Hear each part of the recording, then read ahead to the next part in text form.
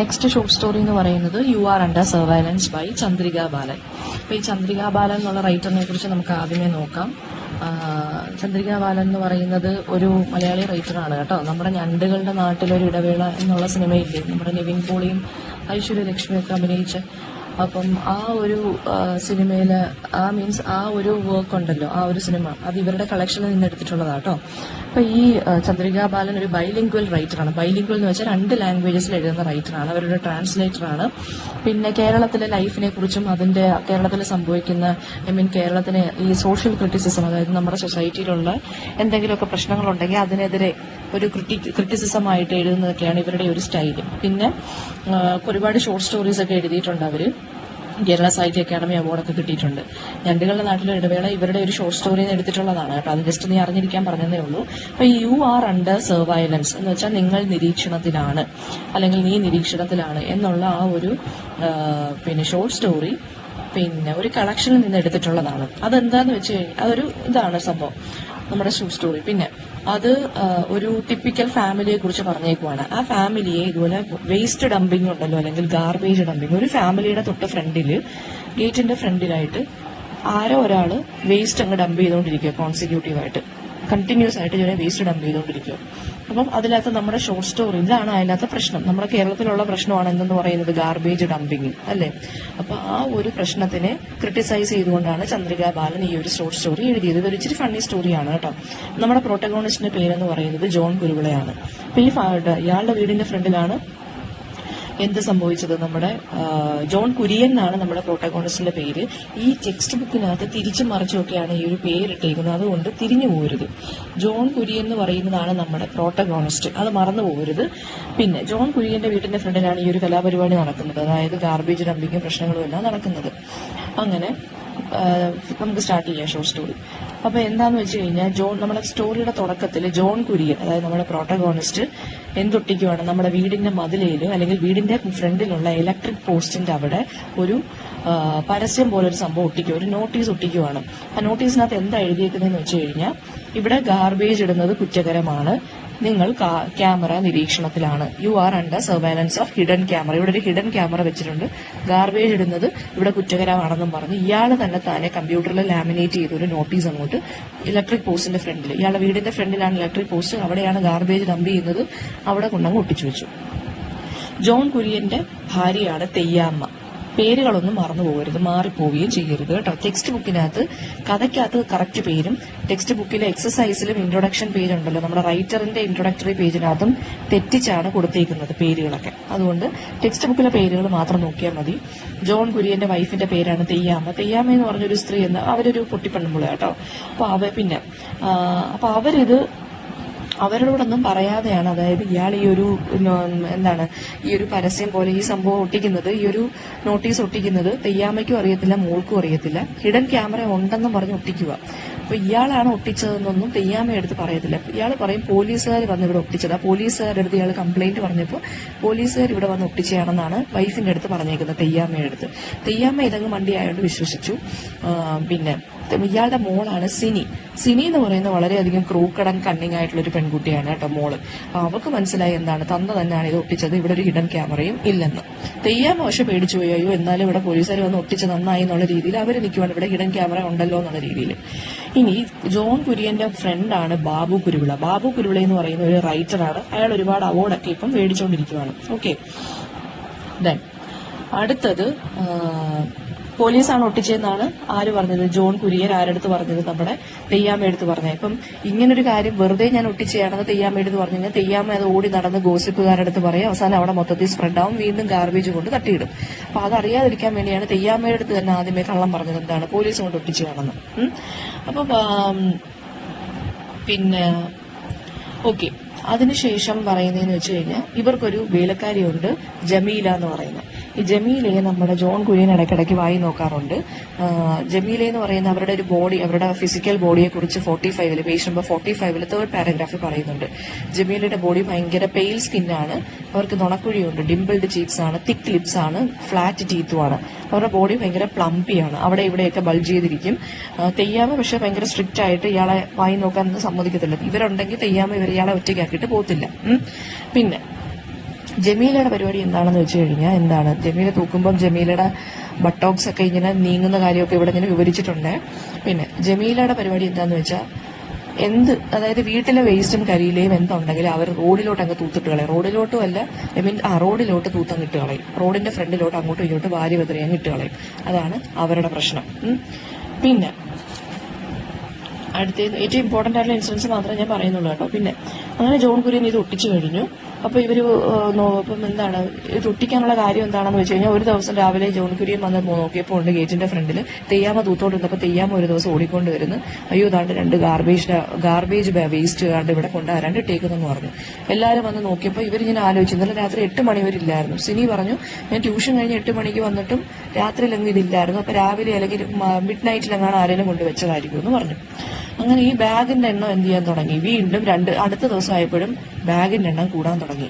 ആദ്യത്തെ 2 ബാഗ് ഇയാളുടെ ബാക്ക് യാർഡിൽ തന്നെ കുഴിച്ചിട്ടു. ആരാണ് നമ്മുടെ ജോൺ കുര്യൻ. പിന്നെ അടുത്ത ദിവസം എന്ത് ചെയ്യാൻ തുടങ്ങി. വീണ്ടും 2 ബാഗ് അവിടെ ഇരിക്കാൻ തുടങ്ങി. അങ്ങനെ സഹിയിട്ടിട്ടാണ് ഇയാൾ എന്ത് ചെയ്തത്, ഇങ്ങനൊരു നോട്ടീസ് പോലെ അവിടെ കൊണ്ട് ഒട്ടിച്ചത്. യു ആർ അണ്ടർ സർവൈലൻസ് എന്നും പറഞ്ഞ്. അപ്പൊ ഈ കാര്യം നമ്മുടെ ജോൺ കുര്യന്റെ വീട്ടിൽ ബാബു കുരുള വന്നു. ബാബു കുരുളയ്ക്ക് ഒരു ഡിന്നർ പാർട്ടി കൊടുക്കുമായിരുന്നു. കാരണം ബാബു കുരുളയ്ക്ക് ഒരു അവാർഡ് കിട്ടി. അയാളുടെ 12ാമത്തെ നോവലിന് അയാളുടെ ഒരു ഫസ്റ്റ് അവാർഡാണ്. ബാബു കുരുള പറയുവാണ്, ജോൺ കുര്യന്റെ അടുത്ത് പറയുവാണ് ഗാർബേജ് ബാഗ്സും അവാർഡും എല്ലാം ഒരുപോലാണ്. ഇത് ഇമ്പോർട്ടന്റ് ആണ് കേട്ടോ. അങ്ങനത്തെ സെന്റൻസ് പേജ് നമ്പർ 46 പറയുന്നുണ്ട്. ഗാർബേജ് ബാഗും അവാർഡും ഒരുപോലെയാണെന്ന് ബാബു കുരുള പറയുന്നുണ്ട്. ഇയാൾ ചോദിക്കുക അതെന്താ, ജോൺ കുര്യൻ ചോദിക്കുക അതെന്താ. ഒരെണ്ണം വീണ് കഴിഞ്ഞാൽ അല്ലെങ്കിൽ ഒരെണ്ണം കിട്ടിക്കഴിഞ്ഞാൽ അത് പിന്നെ ഓരോന്നിങ്ങനെ വന്നോട്ടേയിരിക്കും പുറകെ ആയിട്ട്. അതാണ് ഒരു കാര്യം. പിന്നെ അങ്ങനെ കുരുവിള അപ്പം ബാബു കുരുവിള പറയും ഒരു കാര്യം ചെയ്യ് ജോൺ കുര്യന്റെ അടുത്ത് പറയും റെസിഡൻസ് അസോസിയേഷന്റെ അടുത്ത് ഒരു ഫോർമൽ കംപ്ലൈന്റ് കൊടുക്കാൻ പറയും. അപ്പം ജോൺ കുര്യനാണെങ്കിൽ റെസിഡൻസ് അസോസിയേഷൻകാരുമായിട്ട് വഴക്ക ഓഫീഷ്യൽസുമായിട്ട്. കാരണം അയാൾ 1 വർഷം മുന്നേ അയാളുടെ വീട്ടിന്റെ ഫ്രണ്ടിൽ റെയിൻ വാട്ടർ കയറുന്നെന്നും പറഞ്ഞ് എന്നുവെച്ചാൽ അയാളുടെ വീടിന്റെ അടുത്തൊരു പോക്കറ്റ് റോഡുണ്ട്. പോക്കറ്റ് റോഡ് എന്ന് വെച്ചാൽ ഒരു ചെറിയ ഇടവഴിയുണ്ട്. ആ ഇടവഴിയിലെ വെള്ളം മൊത്തം ഇയാളുടെ വീടിന്റെ അകത്തോട്ടാണ് കയറുന്നത് മഴ വന്നു കഴിഞ്ഞാൽ. സോ ഇയാളുടെ വീടിന്റെ അകത്തോട്ട് ആളുകൾ തെന്നിയടിച്ച് വീഴും. ഈ മഴ പെയ്ത് അവിടെ സ്ലിപ്പറി ആയിട്ട് കിടക്കുന്നത്. അങ്ങനെ തെന്നി വീഴാതിരിക്കാൻ വേണ്ടി ഇയാൾ എന്ത് ചെയ്യും, അവിടെ പോയി റെസിഡൻസ് അസോസിയേഷൻകാരുടെ അടുത്ത് പരാതി പറഞ്ഞപ്പോൾ അവർ പറഞ്ഞു ഒരു കാര്യം അവർക്കൊന്നും ചെയ്യാൻ പറ്റത്തില്ലെന്ന് പറഞ്ഞു. അപ്പൊ ഇയാൾ എന്ത് ചെയ്യുമെന്ന് അറിയാമോ, ഈ ഇടവഴിയിലെ റോഡിന്റെ ലെവല് റേസ് ചെയ്തു. അപ്പൊ വെള്ളം ഒഴുകത്തില്ല. ഒന്നുകിൽ വെള്ളം റോഡിലോട്ട് ഒഴുകും, അല്ലെങ്കിൽ വെള്ളം പോക്കറ്റ് റോഡിൽ തന്നെ അവിടെ തന്നെ കെട്ടിക്കിടക്കും. അങ്ങനെ വെള്ളം റോഡിലോട്ട് ഒഴുകിയപ്പം എന്ത് പറ്റി, ഇയാൾ അങ്ങനെ കുറെ പൈസ ചെലവാക്കി അവിടുത്തെ ലെവൽ അങ്ങ് ഉയർത്തി. അപ്പൊ വീട്ടിലോട്ട് വെള്ളം കയറുന്നില്ല, അവസാനം റോഡിലോട്ടായി വെള്ളം മൊത്തവും. അങ്ങനെ ആകെ വിഷയമായി. അതുമാത്രമല്ല വെള്ളം മൊത്തവും ഈ റെസിഡൻസ് അസോസിയേഷന്റെ പ്രസിഡന്റിന്റെ വീട്ടിലോട്ട് ഒഴുകാൻ തുടങ്ങി. അങ്ങനെ അത് പ്രശ്നമായി. അപ്പം അങ്ങനെ ഒരു ചെറിയ ഒരു വഴക്ക് ഇവർ തമ്മിൽ നടന്നിട്ടുണ്ട്, റെസിഡൻസ് അസോസിയേഷൻ ഓഫീഷ്യൽസും ഇയാളും തമ്മിൽ. അതുകൊണ്ട് ഇയാൾക്ക് എന്ത് ചെയ്യാൻ പറ്റത്തില്ല, അവരുടെ ഹെൽപ്പ് ചോദിക്കാൻ ഒരു മടി. എന്നാലും എന്ത് ചെയ്തു, അവരയാളെ പോയി പറഞ്ഞു. അപ്പം സെക്രട്ടറി പറഞ്ഞു റെസിഡൻസ് അസോസിയേഷന്റെ ഗാർബേജ് ഡംപിംഗ് എന്ന് വെച്ചാൽ വളരെ ഒരു സോഷ്യൽ ഈവിലാണ്. നിങ്ങളൊരു കാര്യം ചെയ്യും, രാത്രി വെച്ച് തന്നെ നിങ്ങൾ രാത്രി ഇതുപോലെ ഉറങ്ങാതെ പോയി കള്ളനെ കൈയോടെയൊക്കെ പിടിക്കാൻ പറഞ്ഞു. നോർമൽ സർക്കംസ്റ്റൻസിൽ റെസിഡൻസ് അസോസിയേഷൻ വർക്കേഴ്സ് തന്നെ ചെയ്യുന്ന പരിപാടിയാണ്. പക്ഷേ നിങ്ങളുടെ കാര്യത്തിൽ അത് പറ്റത്തില്ല. നിങ്ങളുടെ കാര്യത്തിൽ അതൊരു ടെക്നിക്കൽ ഇഷ്യൂ ആണ്. എന്നുവെച്ചാൽ എന്താ മീനിങ്, വഴക്കായതുകൊണ്ട് ഞങ്ങളെ കൊണ്ട് പറ്റത്തില്ല ചെയ്യാൻ. അപ്പൊ ജോൺ കുര്യൻ മനസ്സിലായ ഒരു വക കാര്യങ്ങൾ നടക്കത്തില്ലെന്ന്. ഇയാൾ തന്നെ എന്തെങ്കിലും ഒരു സെക്രട്ടറി പറഞ്ഞു നിങ്ങൾ തന്നെ എന്തെങ്കിലും ഒരു കാര്യം ചെയ്യും, നിങ്ങൾ തന്നെ ഒരു സൊല്യൂഷനുമായിട്ട് പോകാം, അല്ലാതെ ഞങ്ങളെ കൊണ്ട് പറ്റത്തില്ല എന്ന് പറഞ്ഞു. അപ്പൊ അടുത്ത ദിവസമായപ്പോൾ വീണ്ടും 3 പ്ലാസ്റ്റിക് ബാഗായി. അപ്പൊ അങ്ങനെ അവിടെ മൊത്തം ഈച്ചയായി. അവസാനം ഇയാൾ എന്ത് ചെയ്തു, 3 പ്ലാസ്റ്റിക് ബാഗുകളായി, പ്രശ്നമായി. ഇയാൾ എന്ത് ചെയ്യാൻ തുടങ്ങി, ഇയാള് മറ്റേ റെസിഡൻസ് അസോസിയേഷൻകാരെ ചീത്ത വിളിച്ചിട്ട് 3 ബാഗും എന്ത് ചെയ്യാൻ തുടങ്ങി, അത് ഇയാളൊന്നും ചെയ്തില്ല. 3 ബാഗുകൾ അവിടെ തന്നെ ഇട്ടിരുന്നു. എന്നുവെച്ചാൽ ഇയാൾ വേസ്റ്റ് ഡംപ് ചെയ്തില്ല, ഇയാളെ കൊണ്ട് കൈ ഇനി ചെയ്യണം, അതുകൊണ്ട് അവിടെ ഇട്ടിരുന്നു. 3 പ്ലാസ്റ്റിക് ബാഗ്സ് അവിടെ ഈച്ചയും കയറി അവിടെ തന്നെ കിടന്നു. ഒഫീഷ്യൽസ് എന്ത് ചെയ്തു, ഈ റെസിഡൻസ് അസോസിയേഷൻകാർ ഉടനെ തന്നെ ഓടി വന്നു. ആരെ സെർച്ച് ചെയ്തു, നമ്മുടെ ഇയാളെ സെർച്ച് ചെയ്തു. എന്തിനാ ഈ ബാഗ് എന്താ ഡംപ് ചെയ്യാത്തതെന്ന് ചോദിച്ചു. എന്തുകൊണ്ട് ഇവിടെ ബാഗ് ഇരിക്കുന്നത്, നിങ്ങളാണ്, നിങ്ങളുടെ ക്യാരക്ടർ ഉണ്ടായി ഇവിടെ ആളുകൾ വന്ന് ബാഗ് വേസ്റ്റ് ഡംപ് ചെയ്യുന്നതെന്ന് പറഞ്ഞ് പ്രശ്നമാക്കി. കുര്യൻ അങ്ങ് ദേഷ്യം വന്നു, ജോൺ കുര്യൻ പറഞ്ഞു. അപ്പൊ സെക്രട്ടറി പറഞ്ഞേ, ഇനി ഞങ്ങൾക്ക് നിങ്ങളുടെ കാര്യങ്ങളൊന്നും അറിയണ്ട, പെട്ടെന്ന് തന്നെ മര്യാദയ്ക്ക് എന്നെ റോഡിൽ നിന്ന് ഈ ഗാർബേജ് അങ്ങ് മാറ്റിക്കോണം, അല്ലെങ്കിൽ ഞങ്ങൾ സിറ്റി കോർപ്പറേഷന് കൊണ്ടുപോയി കേസ് കൊടുക്കുമെന്ന് പറഞ്ഞു. എൻവയോൺമെന്റൽ പൊല്യൂഷന് ഞങ്ങൾക്ക് ഇവിടെ നടക്കാനൊക്കെ ഉള്ളത്. പിന്നെ ഇപ്പൊ 5 ബാഗായി, രാവിലെ 5 ബാഗായി കേട്ടോ. ഇപ്പൊ എന്ന് വെച്ചാൽ ആരെങ്കിലും ഒരാളൊരു വേസ്റ്റ് ഇട്ടാൽ പിന്നെ അവിടെ എല്ലാവരും കൊണ്ടും ഇടുമല്ലോ. രാവിലെ 3 ബാഗായിരുന്നെങ്കിൽ ഇപ്പൊ പിന്നെ അത് 5 ബാഗായിട്ട് മാറി. ജോൺ കുര്യൻ വിചാരിച്ചവരോട് വഴക്ക് കൂടാൻ പോകണ്ട. അങ്ങനെ ബാബു കുരുള പറഞ്ഞെന്താണ്, അങ്ങനെയാണ് ഇയാൾ ഈ നോട്ടീസ് ഇലക്ട്രിക് പോസ്റ്റിൽ ഇടുന്നത്. ബാബു കുരുവിള ഈ ഐഡിയ ആണ്, ബാബു കുരുവിളയാണ് ഈ ഒരു ഐഡിയ പറഞ്ഞു കൊടുത്തത്. ജോൺ കുര്യനെ ഇയാൾ കൺഗ്രാജുലേറ്റ് ചെയ്ത് നന്നായെന്നും പറഞ്ഞു. അങ്ങനെ സിനിക്ക് ഒരു ബോയ് ഫ്രണ്ട് ഉണ്ട്, ജോ എന്ന് പറഞ്ഞു. അപ്പൊ ജോ അപ്പം ഇവിടെ ക്യാമറ ഉണ്ടെന്ന് അറിഞ്ഞതുകൊണ്ട് ജോയ്ക്ക് സിനിയെ കാണാൻ വേണ്ടി വരാൻ പറ്റുന്നില്ല. ബൈക്കിൽ കൂടെ പണ്ട് ജോ അവിടെ കറങ്ങുമായിരുന്നു. ഇലക്ട്രിക് പോസ്റ്റിൽ ക്യാമറ ഉണ്ടെന്ന് അടിച്ചതിന് ശേഷം ജോയ്ക്ക് പേടിയാ വരാൻ. അപ്പൊ സിനി പറയുവാണ്, എനിക്കറിയാൻ വയ്യ സത്യമാണോ എന്ന്, എന്തായാലും ഇനി ഇപ്പൊ അവിടെ നിന്ന് വരാൻ നിൽക്കണ്ടെന്ന് പറഞ്ഞു. ബൈക്കിൽ കറങ്ങിയൊന്നും വരാൻ നിൽക്കണ്ട. ഇനി കുറച്ച് കഴിഞ്ഞപ്പോൾ ഉണ്ട് പിന്നെ ക്യാമറ വെച്ചിട്ടുള്ള നോട്ടീസ് അടിച്ചപ്പോൾ ഉണ്ട് വീണ്ടും പ്രശ്നമായി റെസിഡൻസ് അസോസിയേഷൻകാർ. അയാൾ വന്നിട്ട് അവർ വന്നിട്ട് ചോദിച്ചു, ക്യാമറ എവിടെ ഉള്ളത്, ഇവിടെ ആരാ ക്യാമറ വെച്ചേ? അപ്പം ഇയാൾ പറഞ്ഞു പോലീസുകാരാ വെച്ചേന്ന്.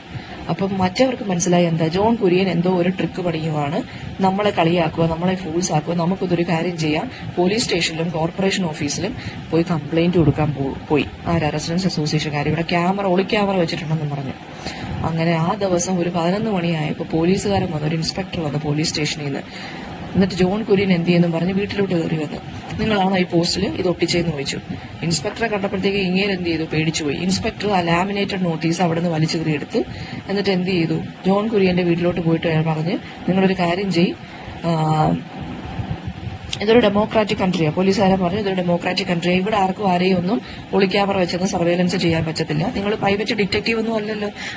അപ്പൊ നിങ്ങളൊരു കാര്യം ചെയ്യണം, അപ്പോൾ അതൊന്ന് നോട്ടീസ് വലിച്ചിളക്കിയിട്ട് എന്റെ കൂടെ പോലീസ് സ്റ്റേഷനിലോട്ട് വരാൻ പറഞ്ഞു. മാത്രമല്ല നിങ്ങളടുത്ത് ആര് പറഞ്ഞു ഗവൺമെന്റിന്റെ ലെറ്റർ പോസ്റ്റിൽ ഒട്ടിച്ചു വെക്കാം, പെർമിഷൻ കിട്ടിയോന്ന് ചോദിച്ചു കോർപ്പറേഷനിൽ. അപ്പൊ ഇയാൾ പറഞ്ഞു ഇല്ല, മര്യാദയ്ക്കെന്ന സീരിയസ് ഒഫൻസ് ആണ് ചെയ്തത്, നിങ്ങളെ ചീറ്റിങ്ങിന് കേസെടുക്കും, അതുകൊണ്ട് നിങ്ങൾ എന്ത് ചെയ്യും, നിങ്ങളുടെ അടുത്ത് ആര് പറഞ്ഞു നിയമം കയ്യിലെടുക്കാൻ, അതുകൊണ്ട് നിങ്ങൾ എന്ത് ചെയ്തു, നിങ്ങൾക്കെതിരെ ഒരു കംപ്ലൈന്റ് കിട്ടിയിട്ടുണ്ട് നെയ്ബേഴ്സിന്റെ ഭാഗത്ത് നിന്ന്. പിന്നെ എന്താണ് ഇതുപോലെ റെയിൻ വാട്ടർ നിങ്ങളുടെ വീട്ടിലോട്ട് നിങ്ങൾ എന്തോ ചെയ്ത് റെയിൻ വാട്ടർ അവരുടെ വീട്ടിലോട്ടൊക്കെ ഒഴുകുന്നു. 6 മാസം മുന്നേ നിങ്ങൾക്കെതിരെ ഒരു കംപ്ലൈന്റ് കിട്ടിയതാണ്. എന്നുവെച്ചാൽ ആളുകളും കൊച്ചുപിള്ളേരും വയസ്സായ ആളുകളും അവിടെ തെന്നിയടിച്ച് വീഴുന്നു, നിങ്ങൾ പോക്കറ്റ് റോഡ് ഉയർത്തിയതുകൊണ്ട്. പിന്നെ മാത്രമല്ല നിങ്ങളൊരു പബ്ലിക് ന്യൂസൻസ് ആയിട്ട് മാറി എന്ന് റെസിഡൻസ് അസോസിയേഷൻകാർ കംപ്ലീറ്റ് ചെയ്തെന്ന് പറഞ്ഞു. മാത്രമല്ല ഇയാൾക്ക് സാൻഡ് മാഫിയായിട്ട് എന്തെങ്കിലും ബന്ധമുണ്ടോ, അതായത് മണൽ മാഫിയായിട്ട് എന്തെങ്കിലും ബന്ധമുണ്ടോ എന്നും പറഞ്ഞ് പോലീസുകാരൻ ഇയാളെ ക്വസ്റ്റ്യൻ ചെയ്യാനും തുടങ്ങി. അവസാനം ഒന്ന് ആലോചിച്ച് നോക്കി എന്തൊക്കെയായി ഇപ്പൊ എവിടെയൊക്കെ വരെ എത്തിയിരിക്കുന്നു ക്രൈം. ഇയാൾ ആകെ അങ്ങ് പേടിച്ചുപോയി. അങ്ങനെ ജോൺ കുര്യൻ എന്ത് ചെയ്തു, എന്താണ് പോലീസ് സ്റ്റേഷനിലെത്തിയപ്പോഴാണ് ഈ കഥകളൊക്കെ നടന്നത് കേട്ടോ. ഇയാളെ വരട്ടലും ബോളവും ഒക്കെ ആയി. അങ്ങനെ ജോൺ കുര്യൻ അവിടെ ചെന്നപ്പോൾ പോലീസ് ഒരാളിരുന്ന് ചിക്കൻ കഴിക്കുക, ഒരു മനുഷ്യൻ മൂലക്കിരുന്ന് ചിക്കൻ കഴിക്കുന്നു, ഒരു ആചാര ബാഹു. അപ്പൊ ചിക്കൻ കഴിക്കുന്നതിന്റെ ഇടയ്ക്ക് ആ ചിക്കൻ കഴിച്ചുകൊണ്ടിരിക്കുന്ന ആള് പെട്ടെന്ന് അടുത്ത് നിന്ന പോലീസുകാരന്റെ അടുത്ത്, കോൺസ്റ്റബിളിന്റെ അടുത്ത് ചോദിച്ചു ചിക്കൻ എവിടെ നിന്നാന്ന്. പോലീസുകാരൻ പറഞ്ഞ് പിന്നെ അത് ഇൻസ്പെക്ടറിന്റെ വീട്ടിൽ നിന്ന് ഉണ്ടാക്കിയത്, അവരുടെ വൈഫ് ഉണ്ടാക്കിയതാന്ന് പറഞ്ഞു. അപ്പൊ ഈ ചിക്കൻ കഴിക്കുന്ന ആള് പറഞ്ഞു ഒരു കാര്യം ചെയ്യും, ആ പെണ്ണുമ്പിള്ള എടുത്ത് അടുത്ത പ്രാവശ്യം പറയണം ഉപ്പിടാനെന്ന്, ഉപ്പ് ഇത്ര ഇടണ്ടെന്ന് പറഞ്ഞു. ഇതെല്ലാം പോലീസ് സ്റ്റേഷനകത്ത് വെച്ചാണ് കേട്ടോ. പോലീസ് സ്റ്റേഷനെ വിളിപ്പിക്കുന്നത് നമ്മുടെ ജോൺ കുര്യനെ. അവിടെ വെച്ചിട്ടാണ് ഈ സാൻഡ് മാഫിയുടെ കാര്യവും പബ്ലിക് ന്യൂസൻസ് ആയി മാറുന്ന കാര്യമൊക്കെ പോലീസുകാരൻ പറഞ്ഞ് വരട്ടിയത്. അങ്ങനെ പോലീസ് സ്റ്റേഷനിലായിരിക്കുവാണ് ജോൺ കുര്യൻ. അപ്പോഴാണ് ഇയാൾ ശ്രദ്ധിച്ചത് ഒരാളിരുന്ന് ചിക്കൻ ബിരിയാണി ഭയങ്കരമായിട്ട് വിയർത്തിരുന്ന് കഴിക്കും, ഒരു ആചാരവാഹു മനുഷ്യൻ. എന്നിട്ട് അയാൾ അടുത്ത് നിന്ന് പോലീസുകാരുടെ അടുത്ത് ചോദിക്കുകയാണ് ചിക്കൻ എവിടെ നിന്നാണ്, ചിക്കൻ ഇനി അടുത്ത പ്രാവശ്യം ഉണ്ടാക്കുമ്പോൾ ഇത്ര ഉപ്പിടണ്ടെന്ന് പറയണം, എന്റെ ഹെൽത്ത് ഒക്കെ പോകുമെന്ന് പറഞ്ഞു. അങ്ങനെ ഉണ്ട്. ഇയാൾ അവസാനം കൈ കഴുകാൻ പോയി. കഴിയുമ്പോൾ ജോൺ കുര്യൻ ഇങ്ങനെ അന്തപ്പെട്ട് നോക്കിക്കൊണ്ടിരിക്കുക. അപ്പൊ ആ സമയത്ത് എന്ത് പറ്റി, ഇയാൾക്ക് എവിടെയോ കണ്ട് പരിചയം, ജോൺ കുര്യന് ഈ മനുഷ്യനെ എവിടെയോ കണ്ട് പരിചയം. അങ്ങനെ ജോൺ കുര്യൻ നോക്കിയപ്പോ എന്തുവാ, ഇയാള് 2 ആഴ്ച മുന്നേ ഇയാളുടെ ഫോട്ടോയും ഇയാളുടെ വീഡിയോ എല്ലാം ന്യൂസ് ചാനൽസിൽ കാണിച്ചുകൊണ്ടിരുന്നേ. കാരണം എന്തുവാ, ഇയാളുടെ വീട്ടിലെ വാച്ച്മാൻ ഗേറ്റ് തുറക്കാൻ 2 മിനിറ്റ് താമസിച്ചെന്ന് പറഞ്ഞ് ഇയാൾ വെടിവെച്ചെന്ന് തോന്നുന്നു. അപ്പൊ ഇയാളുടെ വീട്ടിലും യു ആർ അണ്ടർ സർവേലൻസ് എന്ന് പറഞ്ഞ് ഇയാളുടെ മതിലേലും കണ്ടിട്ടുണ്ട്. സോ അതുകൊണ്ട് പെട്ടെന്ന് അങ്ങനെ ഇയാളെ അറസ്റ്റ് ചെയ്ത് കൊണ്ടുവന്നു. പക്ഷെ അയാൾക്കാണെങ്കിൽ ഇവിടെ VIP ട്രീറ്റ്മെന്റാ.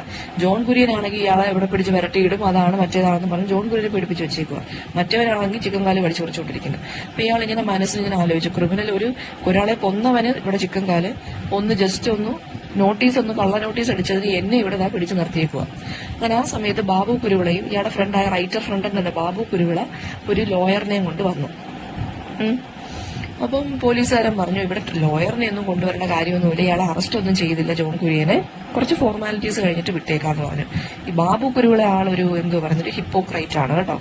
അയാൾ പറയുന്ന പോലെ ഒന്നും അല്ല പ്രവർത്തിക്കുന്നത്. അപ്പൊ ബാബു കുരുവിള പറയുകയാണ് എന്ത് ഫോർമാലിറ്റീസ് ആണ്, ഞാൻ ബാബു കുരുവിളയാണ്, റൈറ്ററാണ്, ഞാൻ എന്റെ വോയിസ് ഈ കറപ്ഷനെതിരെയൊക്കെ ഉയർത്തുന്ന ആളാണ്, കറപ്ഷനൊക്കെ എനിക്ക് എതിരെ സംസാരിക്കുന്ന ആളാണ് ഞാൻ, എനിക്ക് ലാസ്റ്റ് വീക്ക് ഒരു അവാർഡ് കിട്ടിയതേ ഉള്ളൂ, നിങ്ങൾ വായിച്ചില്ലേ, ന്യൂസ് പേപ്പറിലൊന്നും അത് കണ്ടില്ലേ, ടിവിയിലൊന്നും ഇല്ലായിരുന്നു, ടിവിയിലൊക്കെ ഉണ്ടായിരുന്നല്ലോ എന്റെ ഫോട്ടോഗ്രാഫ്.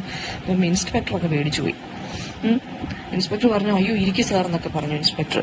അങ്ങനെ ഇൻസ്പെക്ടറാണ് പറഞ്ഞത് ജോൺ കുര്യന്റെ റെസിഡൻസ് അസോസിയേഷൻകാർ ഒരു അൺഒഫീഷ്യൽ കംപ്ലൈന്റ് കാണിച്ചു, അതാണ് പ്രശ്നമായി മാറിയെന്ന് പറഞ്ഞു. അങ്ങനെ നോട്ടീസ് എടുത്ത് കാണിച്ചു, ഇതാണ് പ്രശ്നം എന്നും പറഞ്ഞു.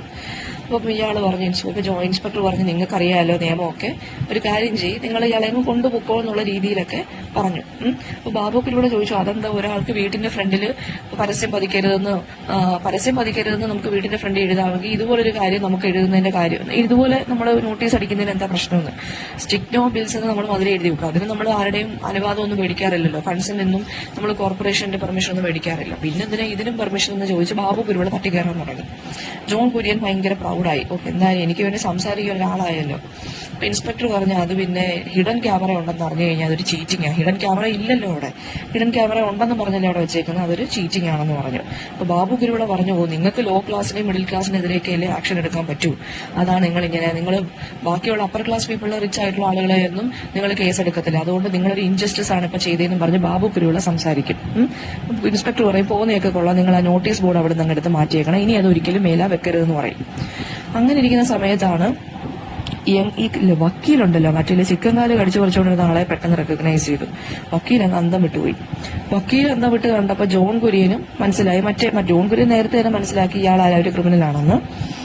എന്താണ് ഇയാൾ ചെയ്ത കുറ്റം എന്താണ്, ഇയാളുടെ പിന്നെ സെക്യൂരിറ്റി ഗാർഡിനെ വെടിവെച്ച് കൊന്നു, 2 മിനിറ്റ് ഡോറിൽ ഓപ്പൺ ആക്കാൻ വൈകിയുണ്ട്.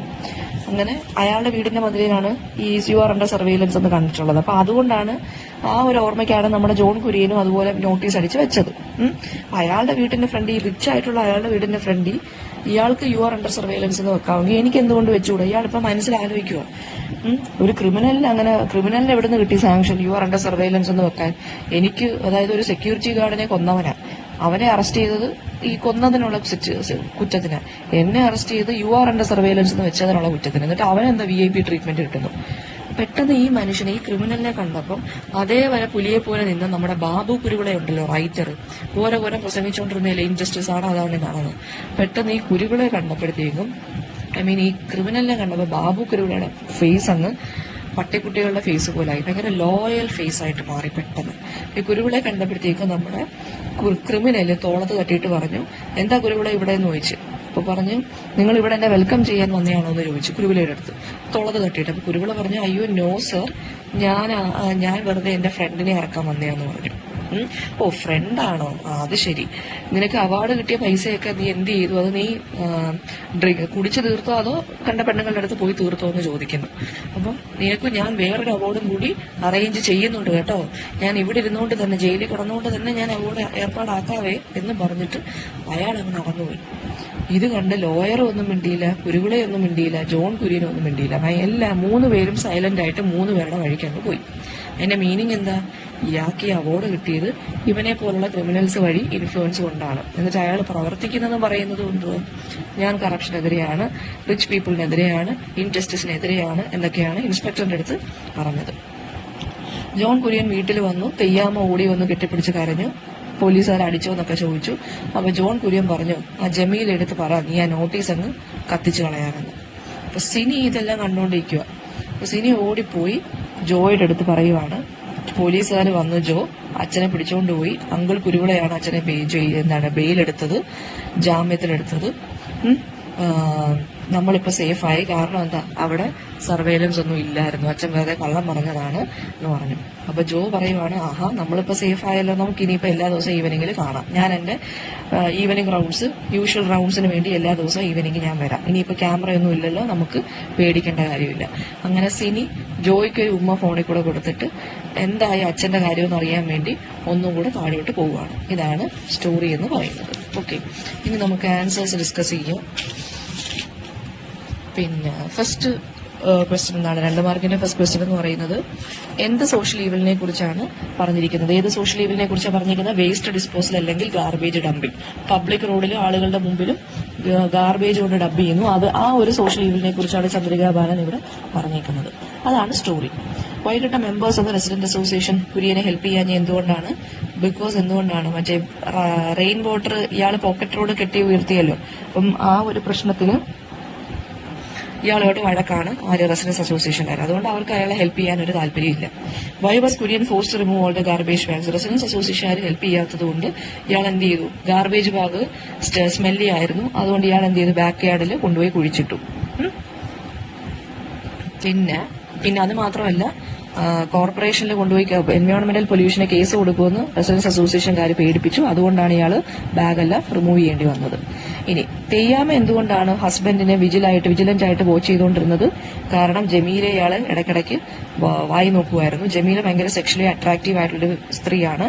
സോ അതുകൊണ്ട് ഇവർ ഒറ്റയ്ക്കാക്കി, ജോൺ കുര്യനെയും ജമീലെ ഒറ്റയ്ക്കാക്കി തെയ്യാമ എവിടെയും പോത്തില്ല. ബാബു കുരുവിള എന്തുകൊണ്ടാണ് അവാർഡിനെയും ഗാർബേജ് ബാഗിനെയും തമ്മിൽ കമ്പയർ ചെയ്തത്? ബാബു കുരുവിളയ്ക്ക് അവാർഡ് കിട്ടിയിരുന്ന സമയത്താണ്, പാർട്ടിയുടെ സമയത്താണ് ഈ ഗാർബേജിന്റെ കാര്യമെല്ലാം ജോൺ കുര്യൻ പറയുന്നത്. അപ്പൊ ബാബു കുരുവിള പറയാണ് ഗാർബേജ് അവാർഡ് ഒരുപോലാണ്. കാരണം എന്തുകൊണ്ടാണ്? ഒരെണ്ണം കിട്ടിയാൽ ബാക്കിയെല്ലാം പുറകെ നിന്ന് ഇങ്ങനെ വന്നുകൊണ്ടിരിക്കും. അതാണ് അതിന്റെ എന്താണ് സിറ്റുവേഷൻ എന്ന് പറയുന്നത്. ജമീലയുടെ ക്യാരക്ടറിനെ കുറിച്ച് ചോദിക്കുന്നുണ്ട്. ജമീലയുടെ ക്യാരക്ടർ, ജമീല സെർവന്റ് ആണ്, ഫിസിക്കലി അട്രാക്റ്റീവ് ആണ്, പെയിൽ സ്കിന്നാണ്, ഡിംപിൾഡ് ചീക്സ് ആണ്, തിക്ക് ലിപ്പ് ആൻഡ് ഫ്ലാറ്റ് ടീത്ത്, പിന്നെ പ്ലംപി ബോഡിയാണ്. അവരൊരു എന്താ പറയുന്നത്, ഭയങ്കര സെഡക്റ്റീവ് ആയിട്ടുള്ള ബോഡിയുള്ള സ്ത്രീയാണ്. ആണുങ്ങളെ അട്രാക്ട് ചെയ്യുന്ന ഒരു ബോഡിയുള്ള സ്ത്രീയാണ്. ജോൺ കുര്യൻ ഇവരുടെ അടുത്തൊരു ഇൻഫാക്ച്വേഷൻ, ഇതിന് അട്രാക്ഷൻ ഉണ്ട്. തെയ്യാമ പക്ഷെ വിജിലന്റ് ആയിട്ട് ഇതിനെ നോക്കിയിരിക്കുന്നുണ്ട്. Why does Babu Kuruvila introduce himself to the inspector? Babu Kuruvila ഇയാളെ ജാമ്യം എടുക്കാൻ വന്നപ്പോൾ എങ്ങനെയാണ് ഇൻസ്പെക്ടർ അടുത്ത് ഇൻട്രൊഡ്യൂസ് ചെയ്തത്? എങ്ങനെയാ പറഞ്ഞത്? ഇയാൾ പറഞ്ഞു, ഞാൻ നെപ്പോട്ടിസത്തിനെതിരെയും കറപ്ഷനെതിരെയൊക്കെ ഉള്ള ആളാണ്, ഞാൻ ഇൻജസ്റ്റിസ് കണ്ട കൊടുക്കത്തില്ല എന്നും പറഞ്ഞ് ഇൻസ്പെക്ടറിനെ എന്ത് ചെയ്തു? ബാബു കുരുവിള വരട്ടി. എനിക്കിപ്പോൾ അവാർഡൊക്കെ കിട്ടി, എന്റെ അവാർഡ്സിലൂടെ എന്റെ സ്പീച്ചിലൂടെ ഒക്കെ ഞാൻ കറപ്ഷനെതിരെ പറയുന്ന ആളാണ് എന്നൊക്കെ പറഞ്ഞ ആളെ വരട്ടി. Why did the policeman come in search of John Kurian? എന്തുകൊണ്ടാണ് ജോൺ കുര്യനെ പോലീസുകാരൻ അന്വേഷിച്ച് വന്നത് വീട്ടിൽ? ഇയാൾ ഇതുപോലെ എന്താണ് യു ആർ അണ്ടർ സർവൈലൻസ് എന്ന് പറഞ്ഞ്, അണ്ടർ ഹിഡൻ ക്യാമറ എന്ന് പറഞ്ഞ് ഇയാളൊരു നോട്ടീസ് ബോർഡ് വെച്ചു. അത് ക്രിമിനൽ കുറ്റമാണ്. അത് കോർപ്പറേഷന്റെ കൺസെന്റ് എടുക്കാതെ ഒട്ടിച്ചതുകൊണ്ട് നമ്മുടെ റെസിഡൻസ് അസോസിയേഷൻകാർ ഇയാൾക്കെതിരെ ഒരു കംപ്ലൈന്റ് പറഞ്ഞു, പബ്ലിക് ന്യൂസൻസ് ആണെന്നും പറഞ്ഞു. അങ്ങനെയാണ് പോലീസുകാരൻ അന്വേഷിച്ച് വരുന്നത് ജോൺ കുര്യനെ. പിന്നെ ഇതൊരു സൊസൈറ്റിയെ കുറിച്ചുള്ള ഒരു ക്രിറ്റിസിസമാണ് ഈ ഒരു സ്റ്റോറി എന്ന് പറയുന്നത്. അതെങ്ങനെയാണ് ഇതിനകത്തൂടെ കൊണ്ടുവന്നതെന്ന് വെച്ചാൽ എന്താണ് പറയുന്നത്? നിങ്ങൾ എന്ത് പറയും? ഗാർബേജ് ഇഷ്യൂവിനെ കുറിച്ച് പറയാം, മറ്റേ ജമീലയുടെ ഇഷ്യൂ പറയാം. ജമീലയുടെ ഇഷ്യൂ എങ്ങനെ പറയാം നമുക്ക്? ജമീല എന്ന് പറയുന്നത് ഒരു സെക്ഷലി അട്രാക്റ്റീവ് ബോഡിയാണെന്ന് പറഞ്ഞ് അവരെ വായി നോക്കേണ്ട കാര്യമൊന്നും ആർക്കില്ല, ജോൺ കുര്യനില്ല, because he's a married man. അപ്പൊ ആ ഒരു കാര്യം പറയാം. പിന്നെ അത് സ്ത്രീകൾക്കെതിരെയുള്ള പ്രശ്നമായിട്ട് നമുക്ക് വേണമെങ്കിൽ പറയാം. മൂന്നാമത്തെ കാര്യം എന്ന് പറയുന്നത് മറ്റേ റെസിഡൻസ് അസോസിയേഷൻകാരുണ്ടല്ലോ, അവര് ഇയാളുടെ കംപ്ലൈന്റ് എടുക്കാതെ, അക്സെപ്റ്റ് ചെയ്യാതെ ഇയാൾക്കെതിരെയാണ് കംപ്ലൈന്റ് കൊടുത്തത്, അത് പറയാം. പിന്നെ അതുപോലെ തന്നെ ഇയാൾക്ക് പ്രശ്നം ഉണ്ടായപ്പം ഇവരാരും ഹെൽപ്പ് ചെയ്യാൻ വന്നില്ല. പിന്നെന്താണ് പറയാൻ പറ്റുന്നത്? പോലീസ് സ്റ്റേഷനിൽ പോയപ്പം ക്രിമിനലിന് സെക്യൂരിറ്റി ഗാർഡൊക്കെ കൊടുത്ത് ചിക്കൻ ബിരിയാണി കഴിക്കുവാണ്. പക്ഷെ അതേസമയം ജോൺ കുര്യനെ ഒരു ചെറിയ ക്രൈമിന് കൊണ്ടുവന്ന് അറസ്റ്റ് ചെയ്ത് വെച്ചേക്കുക. അതേസമയം വലിയ ക്രൈം ചെയ്ത് ഇവനാണെങ്കിൽ എന്ത് ചെയ്യുന്നു? സുഖമായിട്ടിരുന്ന് ചിക്കൻ ബിരിയാണി കഴിക്കുന്നു, അത് പറയാം. പിന്നെ അടുത്ത കാര്യം എന്ന് വെച്ചാൽ ബാബു കുരുവിള എന്ന് പറയുന്നത് ഒരു ഹിപ്പോക്രൈറ്റ് ആണ്. ബാബു കുരുവിളയ്ക്ക് അവാർഡ് കിട്ടിയത് ആരാണ്? ഇയാളാണ് അവാർഡ് ഈ ക്രിമിനലാണ് അവാർഡൊക്കെ റെഡിയാക്കി കൊടുത്തത്. അപ്പൊ ഈ 4 കാര്യങ്ങൾ നമുക്ക് പറയാം. ഓക്കെ.